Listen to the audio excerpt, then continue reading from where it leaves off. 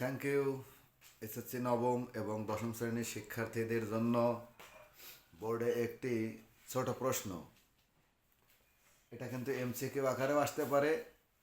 দেখো লেখা আছে x² সমান 11 মাইনাস 2√30 হলে x-1/x এর মান কত? দেখো বোর্ডে আমি সমাধান করে দিচ্ছি, এখান থেকে সমাধান করে দিচ্ছি। বা x² ইকুয়াল এই 11কে এমনভাবে ভাঙতে হবে যাতে এর মধ্যে সেটা থাকে। অর্থাৎ যদি আমি এরকমভাবে ভাঙি √6² মাইনাস 2a ইন্টু বি, অর্থাৎ 2 ঠিক আছে, 5×30 ঠিক আছে, প্লাস b²।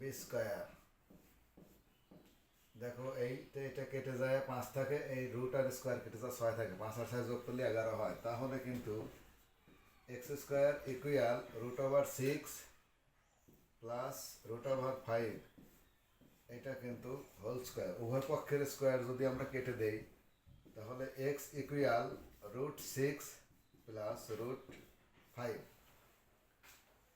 এখন কিন্তু আমরা জানি বিপরীত মান হয়ে যায়, সুতরাং 1/x এইটা কিন্তু 1/√6 প্লাস √5 করলে √6 মাইনাস √5 দ্বারা লব আর হরকে গুণ করলে স্কোয়ার মাইনাস b², অর্থাৎ ডাইরেক্ট কিন্তু আমরা লিখে দিতে পারি √6 মাইনাস √5, এটা কিন্তু এর মান। এখন বলা হচ্ছে x-1/x এর মান, এই জায়গায় যদি আমরা লিখি x-1/x, অর্থাৎ এটা কিন্তু মাইনাস, এটা কেটে যায়, এটা যোগ করলে